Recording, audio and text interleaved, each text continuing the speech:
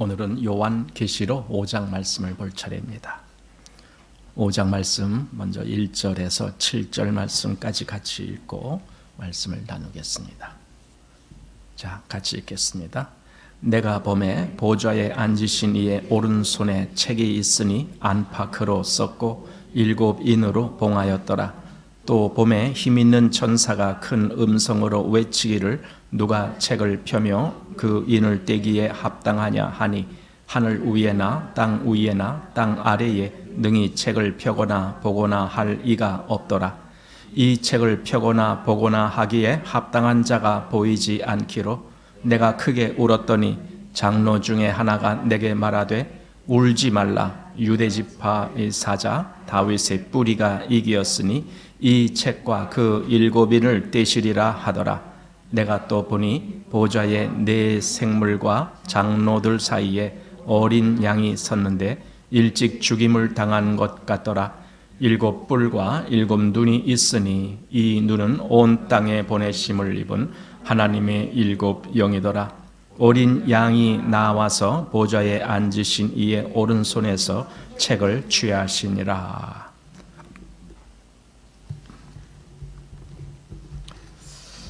요한계시록을 볼 때에 이게 묵시 문학이라고 하죠. 보통 묵시 문학은 이게 시간이 뭐 1장 다음에 2장 다음에 3장 이렇게 시간대로 전개가 되지 않아요. 이렇게 보다가 보면은 이게 과거로도 확 돌아갔다가 미래에도 확 갔다가 이렇게 왔다 갔다 하면서 내용이 나오기 때문에 그 내용에 대해서 우리가 미리 이것이 그렇게 될 수 있다라는 걸 생각하지 아니하면은 이게 해석하기가 힘든 부분들이 많이 나와요. 그래서 묵시문학을 우리는 그 시간적인 개념이 어떻게 진행된다라는 것을 좀 미리 염두에 두고 이 말씀을 보아야 좋을 것 같습니다. 4장에서는 이제 사도 요한이 그 하늘문이 열리고 그 위에 되어져가는 광경을 바라보는데 거기에 핵심은 보좌와 그 보좌에 앉으신 이, 즉 하나님이죠. 그 모습을 그리고 있고 이제 그 주위에 그 둘레에 24장로와 네 생물이 있는데 하나님께 모든 영광을 돌리는 그런 모습이 4장의 모습이었습니다. 그러나 생각해 보세요. 하늘에 정말 하나님의 보좌가 있고 거기에 그런 영광을 받으시는 하나님이 계시다 할지라도 문제는 이 땅은 그럼 어떠냐 이거죠. 왜냐하면은 구원받아야 할 사람들은 이 땅에 있잖아요. 이 땅에서 구원을 받아야 되잖아요. 만약에 우리가 이미 하늘에 가 있다라면 거기서 또다시 구원을 말할 필요가 없잖아요. 우리는 이 땅에서 구원을 받아야 되는 거예요. 그래서 이 땅에서 하나님의 역사가 어떻게 일어나느냐라고 하는 그 각도에서 본 것이 5장이에요. 그래서 어린 양이 나오는 거예요. 그러니까 하나님 한 분만의 문제라면은 하늘에서 영광 받으시면 돼요. 그런데 이 땅에서의 하나님의 역사가 성취되려면은 어린 양이 나와야 돼요. 그것이 이제 5장입니다. 자, 이제 5장 1절에 보좌에 앉으신 이의 오른손에 책이 이제 있습니다. 근데 이 책이 열려야 역사가 일어나는 거예요. 그러니까 책이라는 것이 단순히 그냥 여기 두루마리 있는데 그건 뭐 인봉한 거 끌어서 펼쳐 보이는 거 그거 뭐가 대단한 거냐 이렇게만 보면 안 되는 거예요. 그러니까 책이 있다라는 개념은 우리가 생각하는 책의 개념하고는 다른 거예요. 마치 이것은 하나님의 전체 계획이다. 그런데 그 계획이 실제적으로 이루어지게 하는 것이 곧 그 책을 펼치는 것이다. 이런 의미로 볼 수 있어야 돼요. 그래서 책이 펼쳐져야만이 그 안에 기록된 모든 내용들이 다 이루어진다. 이제 이렇게 봐야 저 책이 펼쳐지는 것이 그런 의미구나. 그러니까 단순히 물론 두루마리가 이렇게 생긴 건 아니지만 책을 펼친다라는 개념을 그냥 이렇게 하고 이게 아니란 말이에요. 여기에 이 책은 이건 하나님의 말씀이고 이건 그대로 능력이 되는 거예요. 그 책이 펼쳐진다는 것은 하나님의 말씀이 선포가 된다는 것이고 그 역사가 일어난다는 거예요. 그런데 그렇게 할 만한 사람이 없다라는 게 문제예요. 여기 이제 그 내용이 나옵니다. 이제 그걸 이제 오늘 보게 됩니다. 다시 말하면은 이 책에 기록된 내용이 실제가 돼야 되는 건데, 실제가 거기에 무슨 내용이 있는지 이제 조금 이따 보겠지만은 그 내용이 실제가 돼야만이 진짜 뭐가 이루어지는 거 아닙니까? 근데 여기 이 책은 안팎으로 썼고 그랬습니다. 안팎으로 기록이 되어 있다. 이제 이 책은 두루마리입니다. 두루마리가 있으면 보통 이렇게 막대기 같은 기둥이 저 추가 이렇게 두 개 있고 양쪽에서 이렇게 둘둘둘둘 말아서 이렇게 딱 이렇게 되는 거예요. 그러면은 이 두루마리가 이렇게 동그란 거 이렇게 해서 이렇게 하나가 요게 한 권이에요. 여기 말하자면은 그럼 이렇게 쫙 펼치면은 열서 펼치면은 이제 그 안에 내용들이 쫙 나오는 거죠. 그래서 이쪽부터 읽으면 이렇게 가면서 쭉 이렇게 가고 그러는 거죠. 그런데 문제는 안팎이란 말은 이렇게 펼칠 때 이 안에만 있는 것이 아니라 이 바깥 반대편에도 거기도 글씨가 있다는 뜻이에요. 그만큼 뭔가 빼곡히 하나님의 역사가 지금 계획이 되어 있는 걸 의미하는 거예요. 하나님의 역사가 아주 많아요. 그러니까 안팎으로 기록되어 있다. 지금 그런 의미로 여기 이렇게 썼습니다. 안팎으로 기록되어 있습니다. 그런데 과연 그 책의 내용 속에 무엇이 포함되어 있을까 할 때 이제 요 뒤에 6장부터 인을 하나씩 떼는 내용이 나와요. 인을 떼고 그 다음에 그 7째 인을 할 때에 이제 다시 또 나팔의 순서가 나오고 7째 나팔할 때 다시 또 대접의 순서가 나오고 이렇게 자꾸만 나와요. 물론 그 대접이나 또는 나팔도 그 인 속에 다 포함된 거예요. 7인에서부터 시작됐으니까. 그런데 그러면서 저주가 임하고 어떤 심판이 임하고 막 이러니까 이 책에는 저주와 심판이 기록되어 있구나. 이제 저도 그렇게 알았었어요. 그런데 지금 제가 이제 여러 가지 책들을 보면서 같이 느끼는 것이 있는데 거기에 단순히 저주와 심판이 기록된 것이라면은 여기 그다음 어떤 문제가 나오냐면은 누가 능히 이 인을 떼기에 합당하냐 이렇게 질문할 때에 아무도 없어갖고 사도 요한이 울었다라고 돼 있어요. 그럼 심판의 문제라면은 우선 아무도 그 인을 떼지 못한다라는 것 자체도 이것도 맞지 않아요. 왜냐하면은 심판의 문제라면은요 천사들이 다 할 수 있어요. 실제로 이 땅에 심판을 내리는 것은 천사들이. 그러니까 누가 할 수 있느냐라는 말, 누가 그 인을 뗄 수 있느냐라는 말은 그 내용을 실행할 능력이 있느냐, 누가 있느냐 이 얘기거든요. 거기에 이 땅에 심판하고 저주 내리는 그 내용만이 있다 하면은 천사들도 얼마든지 와서 그 인을 뗄 수가 있다라는 거예요. 왜? 천사들이 심판을 내리니까. 근데 이 책에는 심판의 문제만 있는 것이 아니라 사실은 복음의 문제가 있는 것인데 복음의 문제에는 가장 중요한 구원의 문제가 있는 거예요. 그리고 그거는 천사들은 할 수 없어요. 심판은 천사들이 하는데 구원은 오직 예수 그리스도만이 하실 수 있는 문제예요. 그래서 사도가 울었다는 것은 아니 심판의 문제라면 사도가 울고불고 할 이유가 없을 거예요. 그런데 이거 구원의 문제라면은 만약에 저 인을 누구라도 뗄 만한 사람이 아무도 없다라면은 이 세상에 구원받을 사람이 하나도 없다. 그 얘기가 나오는 거예요. 아니 이미 구원 받았는데요. 우리는 이렇게 이제 보면은 여기 사도 요한도 이미 구원 받았을 텐데요. 이렇게 시간 개념을 그렇게 보지 마시라는 거예요. 이게 묵시문학이라는 것은 시간을 초월한 영역에서 보아야 된다는 뜻이에요. 그래서 여기 이 책에는 하나님의 모든 구원의 역사가 다 나온다라는 의미로 볼 수 있어야 돼요. 그런데요, 구원은 그러니까 한마디로 복음이죠. 근데 그 복음에는요, 우리를 구원하는 구원만 있는 것이 아니라 심판하는 그 내용도 같이 복음에 나온다니까요. 여러분 복음은 구원만 말하지 않아요. 심판도 말해요, 같이. 자, 그래서 이제 그건 좀 더 자세히 볼 거고.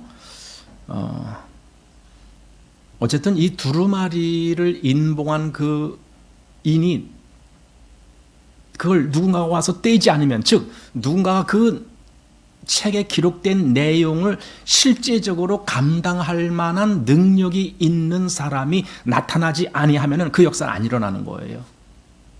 그래서 사도 요한이 울었던 거예요. 그것이 떼어지지 아니한다라면 인간은 구원받을 수 없다라는 거죠. 마찬가지로 심판도 합당한 심판이 내려지지도 않을 것이고, 심판과 구원은요 동전의 양면과 같은 거예요. 그게 동전 하나잖아요. 그 하나에 이쪽은 어떤 그림, 또 저 반대쪽은 어떤 그림, 마치 이쪽은 나를 구원하는 구원의 약속이 있고 저쪽은 하나님을 거부하는 자들을 향한 심판이 기록되어 있고, 이게 복음이에요. 그러니까 여기 천사 중에 하나가 이렇게 말합니다. 2절에 또 봄에 힘 있는 천사가 큰 음성으로 외치기를 누가 책을 펴며 이 인을 떼기에 합당하냐 하니, 그냥 큰 소리로 그렇게 했다라는 거예요. 누가 이 책을 펴며 이 인을 떼기에 합당하냐, 즉 누가 이 책에 있는 내용을 실제로 이루어지게 할 수 있는 능력을 가진 자가 있느냐, 지금 그 얘기예요. 인을 뗀다는 게 그겁니다. 자, 그렇게 선포를 했더니 3절이 뭐예요? 하늘 위에나 땅 위에나 땅 아래에 능히 책을 펴거나 보거나 할 이가 없더라. 그렇죠? 세상에 어느 누구도 이 책에 기록된 것을, 그것을 감당할 만한 인물은 없죠. 이 세상에는 없어요. 왜냐하면 여기에는 구원의 역사가 있기 때문에. 하나님의 역사 가운데 제일 중요한 것이 구원이거든요. 그러니까 심판이 제일 중요한 거 아니에요. 구원이 제일 중요한 거예요. 요한계시록에는 심판이 많이 나오는 거예요. 분량으로는 많아요. 분량이. 그렇지만은 중요성으로 본다라면은 심판이 중요한 것이 아니라 우리를 구원하시는 구원이 중요한 거예요. 이게 요한계시록의 핵심입니다. 그리고 요한계시록 이 5장이 아주 중요한 장이에요. 말하자면은 요한계시록 전체에서 아주 중요한 어떤 무엇이 확 이렇게 등장한 것 같은, 그게 바로 어린 양이에요. 요한계시록에 여기 5장에 어린 양이라는 이름이 처음 나온 거예요. 이게 요한계시록 전체에서. 그래서 사도 요한이 울었습니다.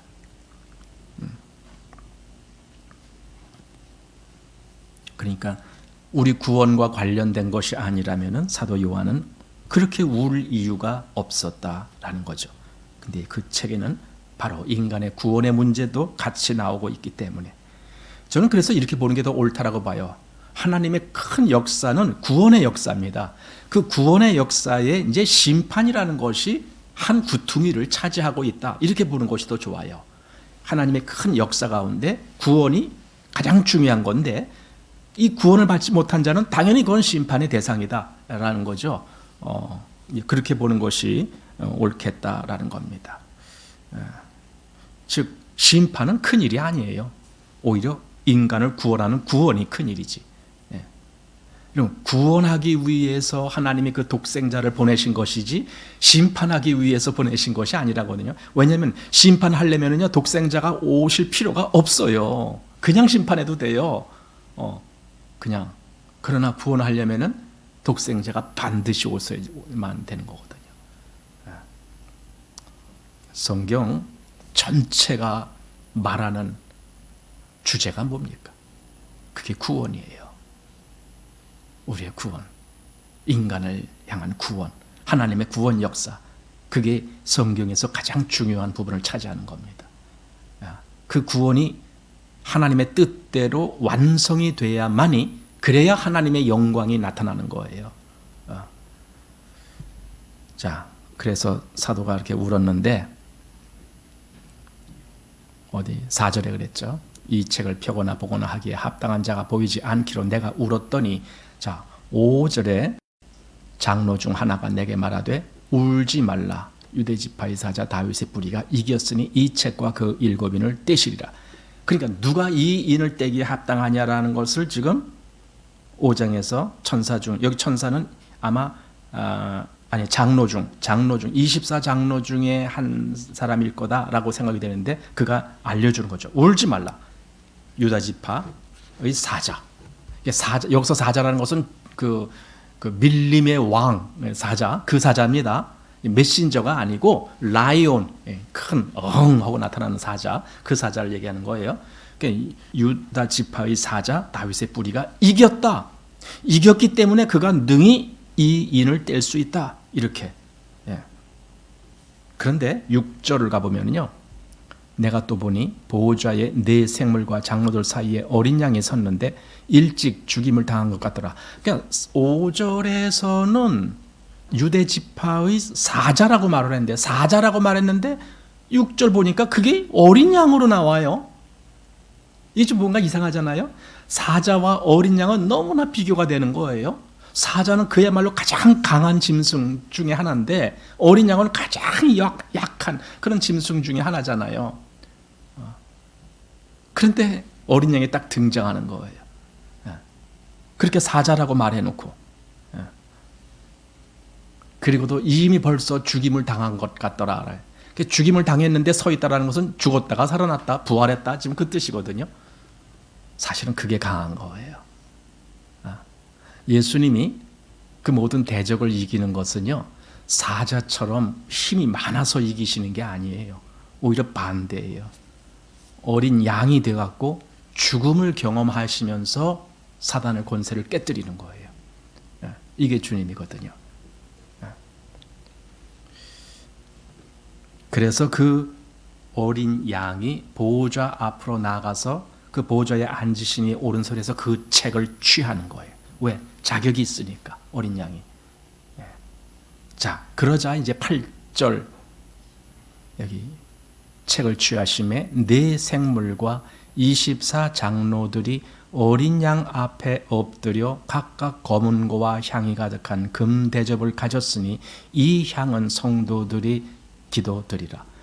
네 생물과 24 장로들이 어린 양 앞에 엎드려요. 즉 어린 양이 곧 하나님이시다라는 의미예요. 동일하게. 그래서 그 앞에 엎드리고 그 뒤에 9절 보면은 새 노래를 노래하여 가로되, 왜 새 노래라고 했냐면 그 앞에 이미 보좌에 앉으신 이에게 이미 영광을 돌리는 노래를 했거든요. 그리고 여기 다시 어린 양에게 또 다른 노래를 한다는, 이게 새 노래예요. 그래서 책을 가지시고 그 인봉떼기에 합당하시도다 하면서 막 이렇게 찬송을 하는 거예요. 그러니까 여기 그 내용 속에 뭐가 나와요?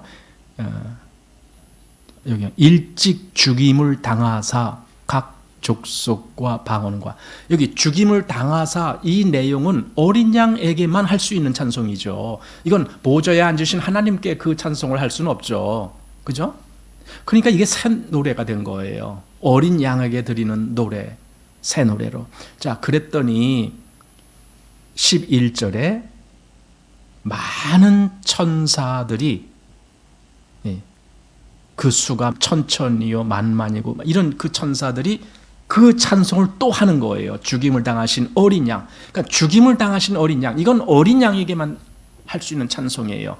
자, 그랬더니 13절에 모든 만물이 또 그 찬송 또 하는 거예요. 보좌에 앉으신 이와 어린 양에게 찬송과 존귀와 영광과 능력을 세세토록 돌릴지어다, 이렇게 찬송하는 거예요. 그러니까 처음에 네 생물과 24 장로가 찬송을 했어요. 그 다음에 많은 천사들이 찬송을 했어요. 그 다음에 모든 만물이 또 찬송을 했어요. 자, 그러다 보니까 마지막 14절에 네 생물이 가로되 아멘. 이게 거기에 뭐랄까요? 반응을 한다 할 거예요. 그러니까 처음에 네 생물과 24 장로가 시작을 했지만 나중에 모든 그 많은 천사와 모든 만물이 같이 찬송을 하는 걸 듣고 아멘, 이게 화답하는 거거든요, 말하자면. 그래서 네 생물이 가로되 아멘 하고 장로들은 엎드려 경배하더라, 이렇게. 그래서 이게 찬송을 주고받고 하는 거예요. 이게 모든 피조물은 그 보좌에 앉으신 이와 그리고 어린 양에게 찬송하는 거. 사실 이게 우리가 장차 천국에 가면 할 일이에요. 이게 늘 보좌에 앉으신 이와 어린 양에게 찬송을 하는 거예요.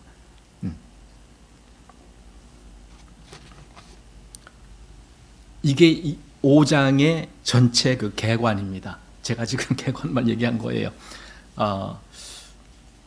보세요. 어린 양이 나와서 그렇게 찬송을 받으실 그런 역사가 있는 것이 그게 이 요한계시록 전체에서 핵심이에요.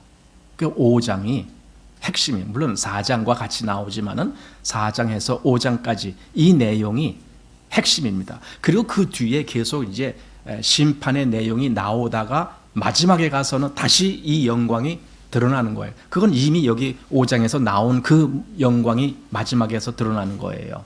그래서 이 5장이 이 어린 양에게 돌려지는 그 영광의 찬송이 그게 여기 요한계시록에서 핵심이다라는 겁니다. 자, 다시 이제 1장부터 좀 차근차근히 한번 보겠습니다. 그 왜 두루마리 책에 기록된 내용을 아까 이것이 단순히 어떤 심판과 저주의 기록만이 아니라 구속사를 거기에 기록하고 있고 또 이 피조 세계 전체에서 그리고 특별히 인간과 관련된 하나님의 그 모든 계획 그것이 기록되어 있다라고 보아야 옳다라는 거예요. 그 봉인된 책에. 그런데 그게 7인으로 봉해져 있다라면은 그 실제로 그것이 다 이루어지는 것이 아닌 거가 되는 거예요. 아니 우리는 이미 이루어진 걸 보는데 그렇잖아요. 요한계시록 기록할 때도 이미 이루어졌잖아요. 왜냐하면 예수님이 십자가에서 죽으시고 부활하신 사건이 벌써 수십 년이 지나서 지금 요한계시록이 기록되는 건데 이미 이루어진 건데 하지만 이제 말하자면 요한계시록에 와서 다시 전체를 보여준다라는 뜻이에요. 전체를. 그래서 이 책을 그걸 감당할 만한 어떤 존재가 나타나서 그걸 이를 떼야만이 그 속에 기록된 역사가 이루어지는 건데 그걸 떼지 못한다면 우리의 구원도 다 끝나는 거다. 그러니 이게 얼마나 중요한 문제인가. 7인으로 봉해져 있다. 인봉한다 그러죠. 대개 인봉하는 문제는 아주 중요한 걸 어떤 걸 그 구약에도 그런 경우를 보게 되는데 이 중요한 문제를 딱 이렇게 간수할 때 그것을 인봉한다 이렇게 얘기를 합니다. 이사야서에서 보면은 이제 우리 한번 좀 보시겠습니다. 이사야서 29장입니다. 자, 이사야서 29장 말씀. 11절 말씀 한번 보시기 바랍니다. 자, 이사야서 29장 11절에 그러므로 모든 묵시가 너희에게는 마치 봉한 책의 말이라 그것을 유식한 자에게 주며 이르기를 그대에게 청하노니 이를 읽으라 하면 대답하기를 봉하였으니 못하겠노라 할 것이요 또 무식한 자에게 주며 이르기를 그대에게 청하노니 이를 읽으라 하면 대답하기를 나는 무식하다 할 것이라. 그러니까 아까 요한계시록에서 그 봉한 두루마리 그 책을 펴거나 읽거나 할 자가 없다 그랬잖아요. 한마디로 여기서 말한 것처럼 못하는 거예요. 봉하였으니 못하겠다 또는 나는 무식하니 못하겠다 이렇게 그걸 감당을 못하는 거예요. 그 책에 기록된 내용을 못 읽는다라는 거예요.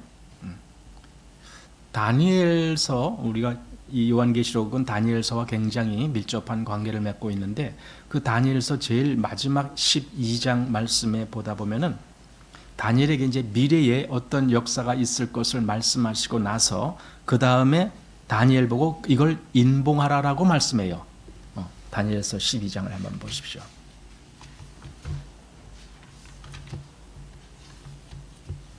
자, 다니엘 12장입니다.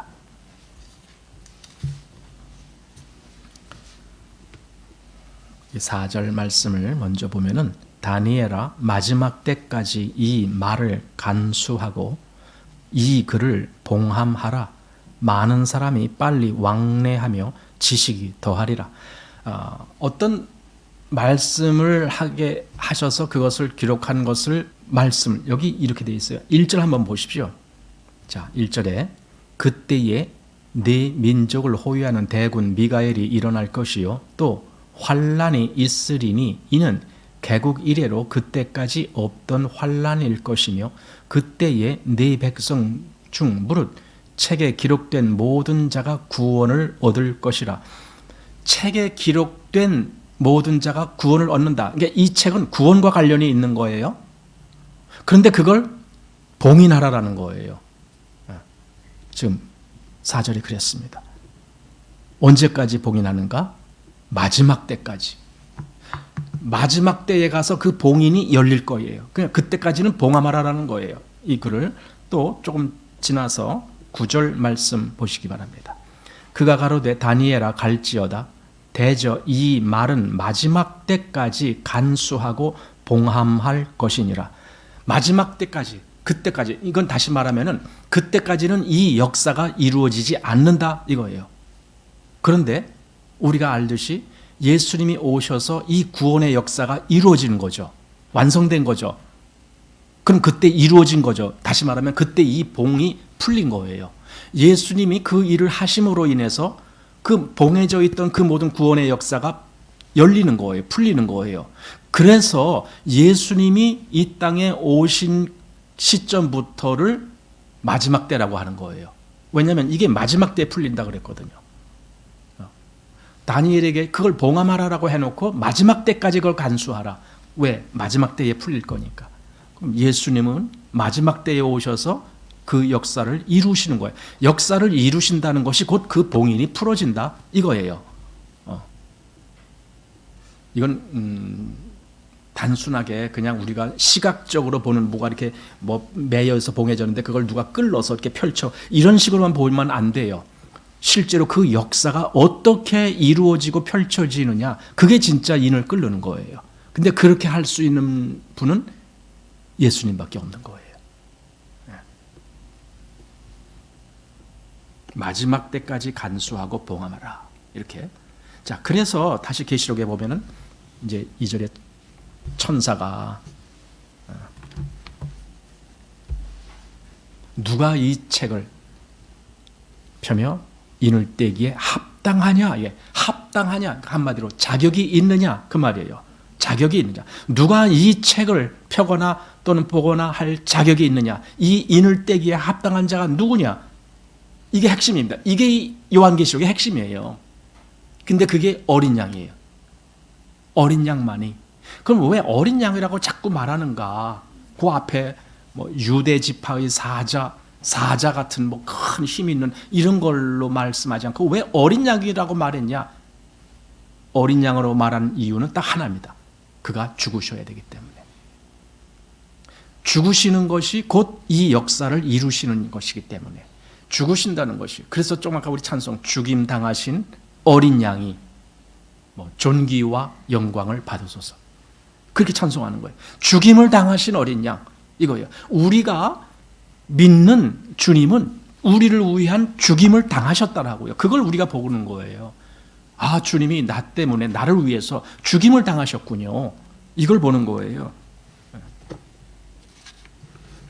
그걸 뗄 만한 사람이 아무도 없어서 사도 요한이 울었다라고 지금 기록된 거잖아요. 자, 그러니까 아까 다니엘서 12장에서 그 봉함한 그 내용은 거기에는 메시아로 말미암아 이루어질 구원의 역사가 거기 기록된 거라고 아까 봤잖아요. 구원. 그리고 또한 동일하게 심판이 기록되어 있다라는 겁니다. 그렇기 때문에 여기 요한계시록에 나오는 그 봉인된 책은 거기는 우리 주님에 관한, 즉 메시아에 관한 기록이 있을 것이다 라는 거예요. 당연히 그 일이 있을 것이다. 그리고 물론 심판의 기록도 있을 것이다. 그냥 단순히 심판 또 사망과 저주의 기록이 있다라는 이걸로 끝내는 것이 아니라 오히려 창세부터 시작해서 요한계시록의 마지막 끝까지의 그 모든 하나님의 구속사가 다 기록되어 있을 것이다. 그러니까 안팎으로 기록됐다라는 거예요. 그 내용이 어마어마하니까. 그리고 그거는 마지막 때에 완성될 것이다. 마지막 때에 비로소 그 봉인이 해제될 것이기 때문에 그게 뭔가 복음이라는 거예요. 그러니까 예수님이 십자가에서 돌아가시면서 다 이루었다라고 하는데 우리는 쉽게 그냥 하나님의 구속사역이 다 이루었다라고 하지만 이건 여기 이 책의 의미로는 내가 이제 이 인봉을 끌을 수 있게 됐다 이거예요. 그 역사를 하게 됐다. 다 이루었다라는 겁니다. 그래서 구속사 그의 내용이 여기 기록되어 있을 것이다. 그러니까 인을 떼기에 합당한 자격이 있는 사람은 예수님밖에 없는 것이다 라고 말할 수 있는 거죠. 아까도 말했지만은 이 심판의 문제라면은 예수님이 아니고 천사들이 다 할 수 있다니까요. 하나님의 명령대로 심판을 하실 수 있는 자들은 천사들이에요. 천사들이 다 진노 내려요.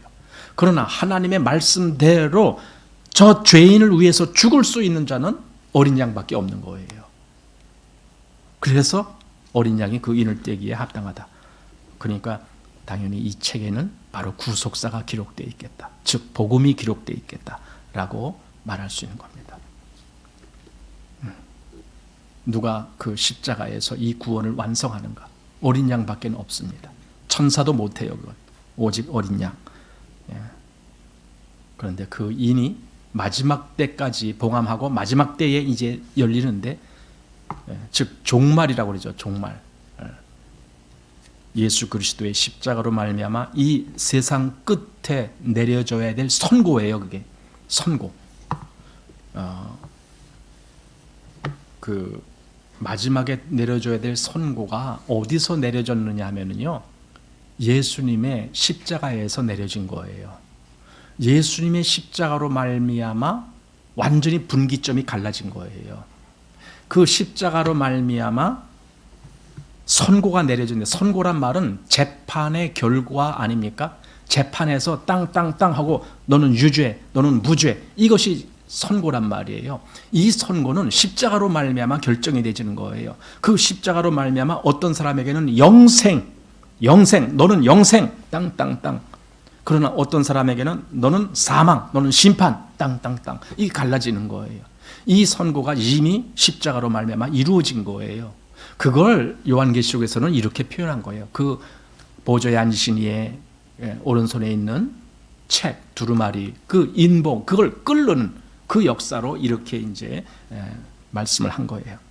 자, 보세요. 그게 왜 십자가로 말미암아 선고가 이루어졌느냐 하면은요, 그 십자가로 말미암아 구원함을 얻은 사람은요, 그 이후에 구원함을 받고도 그 이후에 시간이 많이 지나고 또 나중에는 또 이 육신이 있기 때문에 죽잖아요. 그런다라고 해서 한번 얻은 구원이 바뀌어지느냐고요. 다시 말해서 한번 나에게 온 그 선고, 너는 영생 얻었어.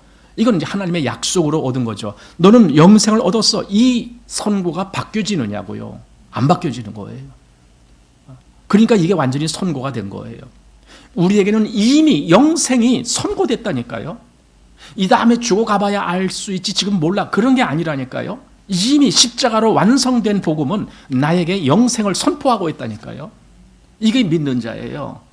그러나 반대로 믿지 아니한 자에게는 심판이 선고된 거예요. 그들에게는 영원한 심판.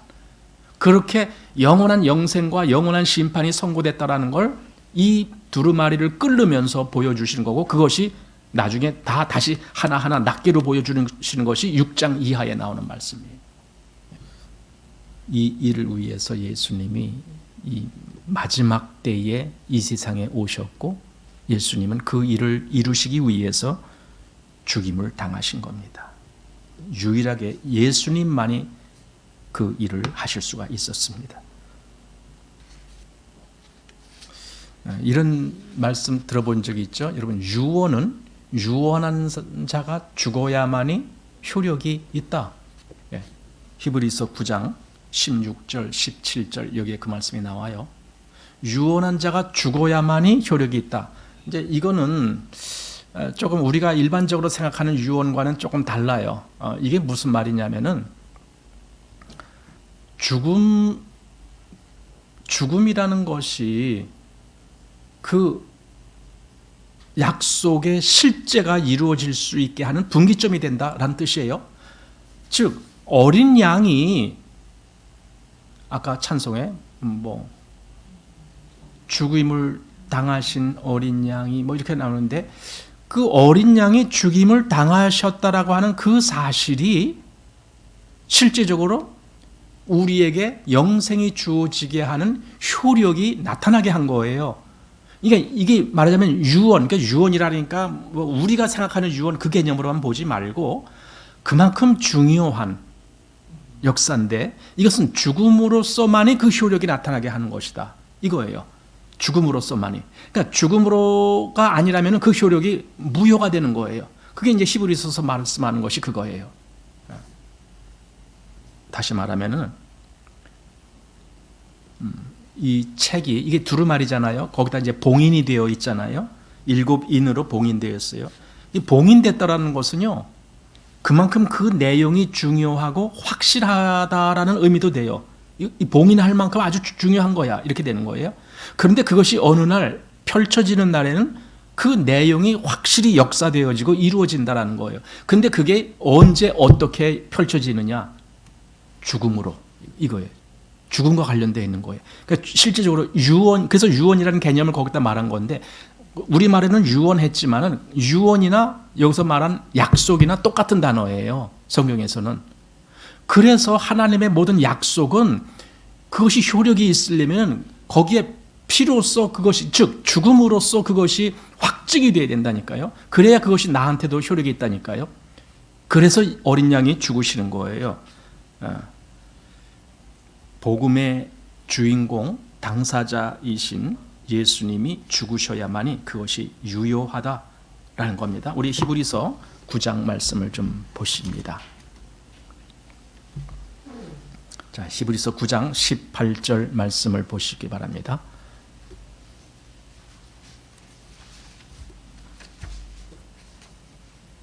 이러므로 첫 언약도, 여기 언약이라고 나왔지만 이게 유언이란 말이에요. 그 앞에 아까 말한 거기 16절, 17절 여기 유언이란 말이 나오잖아요. 유언은 유언한 자가 죽어야 되나니 했잖아요. 그게 유언이란 말이 여기 언약이란 말과 똑같은 말이에요. 그래서 18절, 이러므로 첫 언약도 피 없이 세운 것이 아니니, 이게 뭐예요? 피가 있어야 된단 말이죠. 이 유언이 효력이 있으려면, 이 언약이 효력이 있으려면 피가 있어야 된다. 피라는 것은 다시 말해서 죽음이다라는 개념이에요. 죽음이 있어야 된다. 그래야 그것이 효력이 있다. 그래서 첫 언약도 피 없이 세운 것이 아니니 하면서 모세가 율법대로 모든 계명을 온 백성에게 말한 후에 송아지와 염소의 피와 및 물과 붉은 양털과 우슬초를 취하여 그 책과 온 백성에게 뿌려 이르되, 이는 하나님이 너희에게 명하신 언약의 피, 그 언약에는 피가 있어야만이 언약이 효력이 있다, 지금 이 얘기예요. 그래서 언약의 피라 하고, 또 이와 같이 피로써 장막과 섬기는 일에 쓰는 모든 그릇에 뿌렸느니라 하면서 율법을 쫓아 거의 모든 물건이 피로써 정결케 되나니 피 흘림이 없은즉, 피 흘림이 없은즉, 이건 다른 말로 하면 죽음이 없다면, 그 소리예요. 죽음이 없다면 사함이 없는 거예요. 그러니까 피 흘림이 없은즉 사함이 없다, 이 말입니다. 그래서 예수님이 죽으셔야만 됐던 거예요.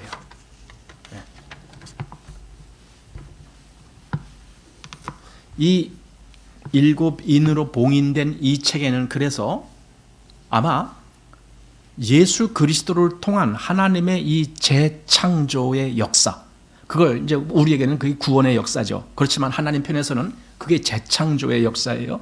그 모든 재창조의 역사, 즉 다시 말하면 그게 복음이란 뜻이에요. 그러니까 복음을 너무 우리는 좁은 각도로만 보기도 했는데, 그게 아니라 하나님 편에서의 복음은 아주 넓은 새로운 창조를 포함하는 거예요. 그 재창조의 역사, 즉 복음이 기록된 책이다. 그게 7인으로 봉한 책이다라는 겁니다. 그런데 우리는 그냥 이 뒤에 6장부터 7인이 하나씩 떼어질 때마다 이 세상에 저주가 임하는 것을 보니까, 이 7인에는 저주만 기록된 것이다, 이렇게 보기가 쉬운데 사실은 그게 아니다라는 거예요. 저주의 문제가 아니고 이건 전체 하나님의 재창조의 문제다라는 겁니다. 복음, 그러니까 복음을 단순히 하나님의 백성의 구원만으로 보질 말고 그 복음에는 심판도 같이 나오는 것을 우리가 알아야 되는 겁니다. 예. 그리스도의 십자가가 바로 그겁니다. 그 십자가는요, 아까도 말했지만 갈림길이에요. 그 십자가로 영생을 얻는 자가 있지만 십자가로 말미암아 영원한 저주를 받는 자가 갈라지는 거예요. 왜? 너는 왜 그 십자가를 믿지 아니하였느냐 해서 영원한 심판이 그에게 선고되는 겁니다. 그러니까 하나님의 사람에게는 이 십자가는 구원의 약속이 되는 거예요. 십자가가 하나님의 약속이에요. 그러나 하나님의 사람이 아닌 이 세상의 사람이라면 십자가는 영원한 저주가 되는 거예요. 그래서 사실 십자가 속에는요, 하나님의 사랑이, 그 십자가, 예수님의 십자가에 하나님의 사랑이 담겨 있으면서도 동시에 그 십자가에는 하나님의 저주도 있다니까요. 심판이 있다니까요. 아들이시라도 하나님은 심판을 거기다 쏟아부었다니까요. 결국은 그것이 온 세상에 십자가를 거부한 사람들에게 쏟아질 심판이거든요. 그러니까 십자가는요, 한마디로 갈림길입니다. 마태복음 11장에 보면은 예수님이 거기 6절에 누구든지 나를 인하여 실족하지 아니하는 자는 복이 있도다. 예수님 때문에, 아까 십자가가 갈림길이라면은 여기서 지금 예수님이 갈림길이 되는 거예요. 예수님 때문에 어떤 사람은 구원을 얻는 사람이 생겨요. 어떤 사람은 저주받는 사람이 생겨요. 그러니까 보세요. 예수님이 오시지 아니하면은요, 아마 저주도 없을 거예요. 그게 뭐냐면은 예수님이 나중에 심판하실 때 무엇을 가지고 심판을 하냐면 왜 믿지 아니하였느냐, 이걸 심판의 잣대로 보시거든요. 그러니까 뭐 우리가 너를 왜 죄를 졌느냐 어쨌느냐 이 정도만이 아니에요. 그건 아주 오히려 작은 거예요. 가장 큰 것은 너가 죄인이라도 내가 너를 구원할 이 분명한 십자가의 주인공 예수를 보냈는데도 왜 너는 그를 믿지 않았느냐, 그것 때문에 너는 저주받는 거다, 이거예요. 그러니까 믿지 아니한 것 때문에 심판을 받는다니까요. 예수님 때문에 영생과 심판이 갈라지는 거예요. 아까 십자가 때문에 영생과 심판이 갈라지듯이 바로 그 문제가, 그게 사실은 성경에서 가장 큰 문제 아닙니까? 지금 요한계시록 5장에 나오는 이 모습이 그래서 아주 중요하고 성경적으로 볼 때에 가장 핵심적인 부분이 이 5장에서 나온다라는 겁니다. 근데 5장 아까 5절에 유대 지파의 사자 다윗의 뿌리가 이겼다. 그래서 7인을 떼기에 합당하다. 예. 자, 그리고 이제 6절 보십시오. 내가 또 보니 보좌와 네 생물과 장로들 사이에 어린 양이, 그래서 어린 양이 딱 등장한 거예요. 그 합당한 유대 지파의 사자라고 했는데 어린 양이 딱 등장한 거예요. 사자가 어르렁거리고 나온 것이 아니라 아주 연약한 어린 양이 딱 나온 거예요. 그런데 일찍 죽임을 당한 것 같더라 하면 이게 죽음을 경험한, 한마디로 죽고 다시 살아난 부활하신 어린 양이다, 그거예요. 그래서 일찍 죽임을 당한 것 같더라 하면서 그에게 7뿔과 7눈이 있고, 뿔은 권세를 이야기하는 거예요. 그리고 여기 눈은, 여기 그 설명이 있죠. 이 눈은 온 땅에 보내심을 입은 하나님의 7영, 이 우리 앞에서도 본 내용입니다. 그러니까 이게 하나님의 모든 권세가 동일하게 어린 양에게 있다라는 뜻이에요. 그게 7뿔과, 그러니까 7뿔, 그 권세가 못할 게 없는 권세, 그러니까 7뿔이 되는 거예요. 완전한 권세, 하나님만이 가질 수 있는 권세, 무소불능한 권세, 그런 권세가 어린 양에게 있도다. 그래서 어린 양이 그 인을 떼기에 합당하다라는 겁니다. 그런데 그 어린 양은 어떻게 그걸 감당했느냐? 죽음으로써. 예, 죽음으로써. 그래서 이 봉인된 두루마리, 즉 이 책은, 이게 그것이 봉인이 해제될 때까지는 감추어 있는 거예요. 그렇잖아요. 아무도 펴거나 읽거나 하지 못하니까 감추어 있는 거예요. 그런데 골로새서에서 그 말기를 해주고 있어요. 한번 골로새서 1장 보십시오.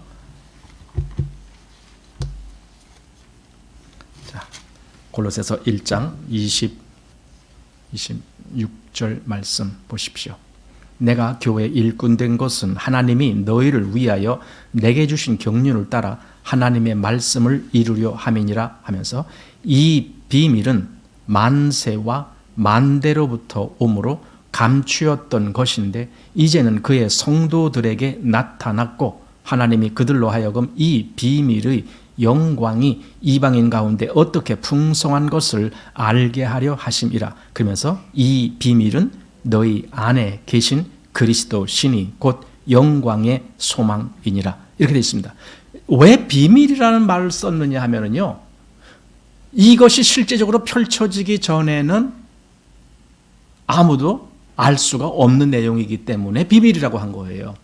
아까 봉안책, 그 봉안책이 펼쳐지기 전에는 그건 비밀이에요. 그런데 실제로 그것이 펼쳐질 자격을 가진 자가 나타났기 때문에 이제 인을 떼는 거예요.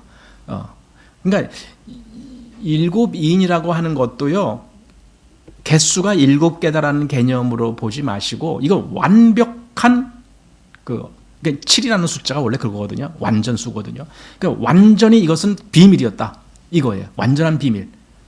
그런데 그걸 예수 그리스도가 그 비밀을 여는 주인공이 되셔서 갖고 나타난 거예요. 다.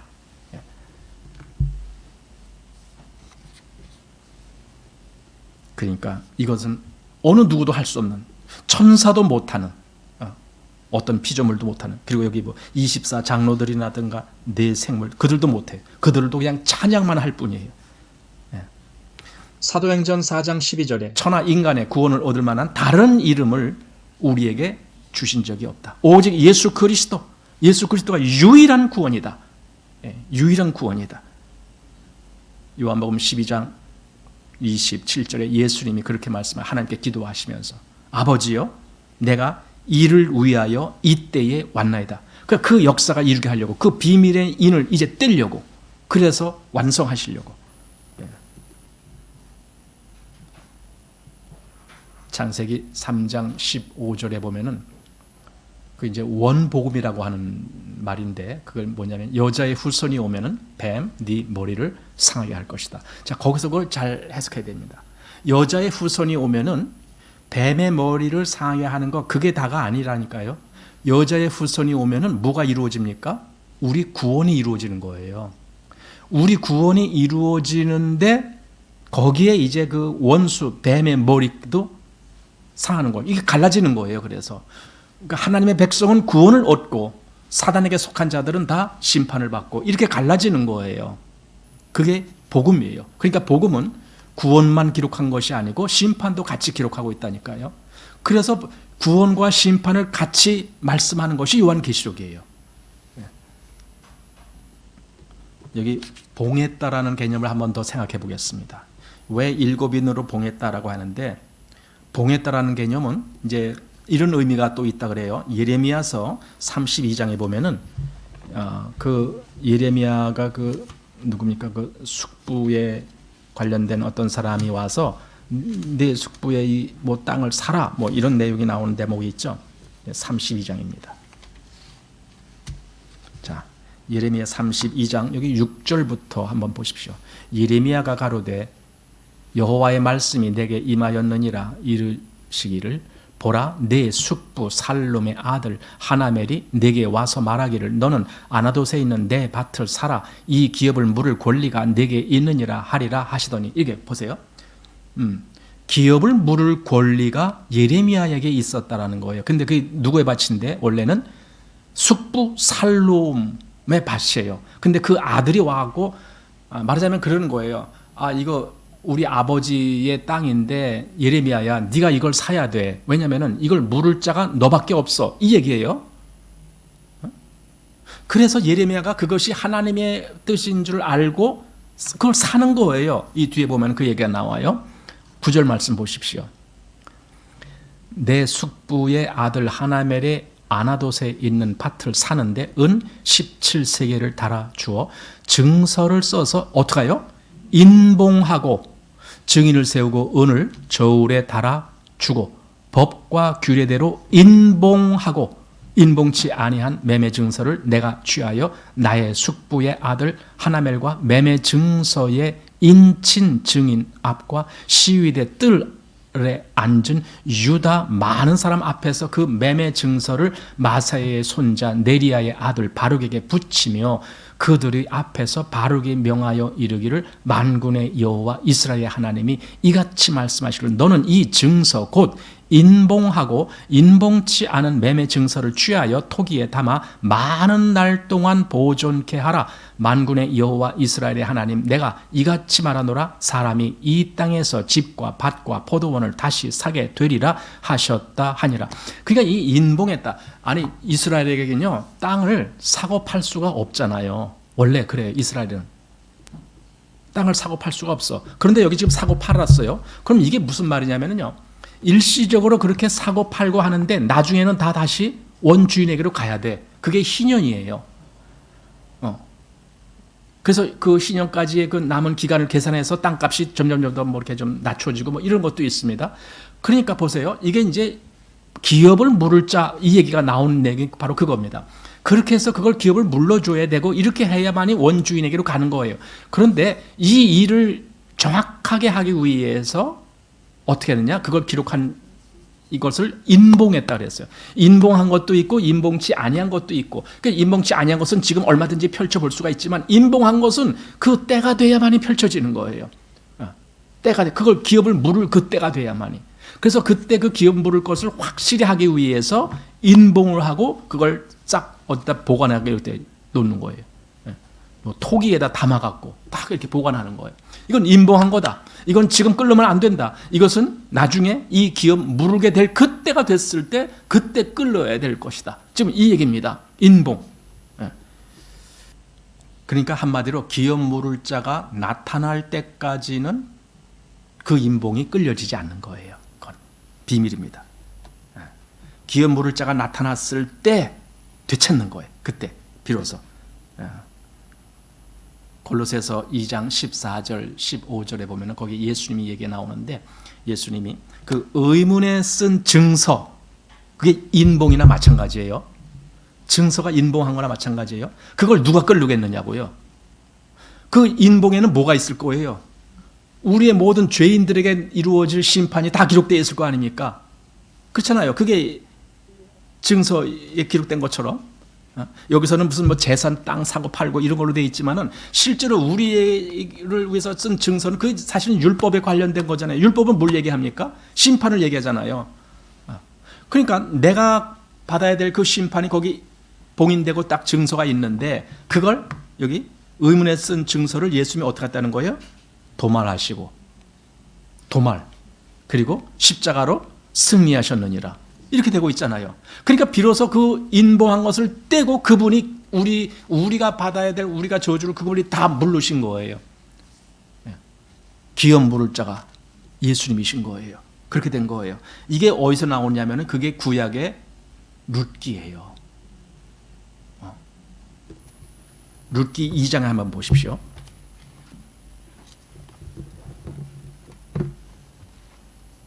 자, 사사기 다음에 룻기가 나오는데,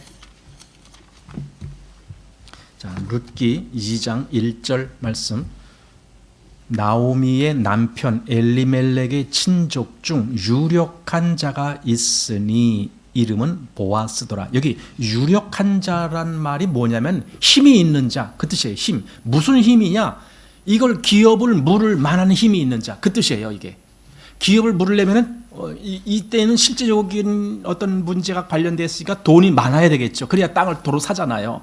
다른 사람에게 팔려간 거 도로 다 살 수 있는 거. 그게 이제 기업을 물은다는 거야. 근데 그건 유력한 자라야만이 그 일을 하는 거야. 그러니까 기업 물을 가까운 친족이 있다 할지라도 자기가 재산이 없거나 이런 기업 물을 만한 돈이 없는 사람은 그 사람은 못 하는 거예요. 그런데 아까 뭐래? 유대 지파의 사자 다윗의 뿌리가 어떻게 했다고요? 이기셨다 그래요. 이기셨다. 그게 유력하다. 여기 지금 보아스가 유력한 사람이다라고 말한 것 같이 그가 얼마든지 힘이 있고 능력이 있다. 그래서 유대 지파의 사자라는 표현이 그가 힘이 있다고. 그런데 그 힘은 무슨 힘이냐? 어린 양으로서 죽음을 겪으면서 나오는 힘. 그러니까 여기 유력한 자가 말하자면 인을 떼는 거나 마찬가지입니다. 그래서 여기 룻기 다시 4장 말씀 한번 보십시오. 마지막 부분 어떻게 말하냐? 마지막 부분 14절, 4장 14절입니다. 여인들이 나오미에게 이르되 찬송할지로다. 여호와께서 오늘날 내게 기업 부를 자가 없게 아니하셨도다. 뭐 어떤 자가 없게 아니하셨다고요? 기업 부를 자. 만약에 기업 부를 자가 없었다라면 이때 나오미는 얼마나 비참했을까? 이거예요. 얼마나 비참했을까? 그 마음이 그대로 아까 요한계시록에 누구예요? 사도 요한이 울었잖아요. 그래서 이 인을 뗄 만한 사람이 아무도 없어. 그래서 사도 요한이 울었다고요. 그러나 울지 말라. 유대지파의 사자 다윗의 뿌리가 이겼다. 그가 유력한 기업 부를 자가 되셨다. 그가 즉 회복이다. 회복. 그래서 구약 절기 중에 신년이라고 하는, 신년은 회복하는 해가 되는 거예요. 그 회복의 절기가 있는 이유가 바로 이걸 보여주기 위해서 우리를 얼마든지 자기 피로 사갖고 기업 물을 자로 만들어 주셨잖아요. 우리를 나라와 제사장 되게 하셨잖아요. 그게 예수님께서 하신 일이거든요. 여러분, 오늘 제가 말씀드린 것은 너무나 범위가 넓은 이야기를 지금 한 거예요.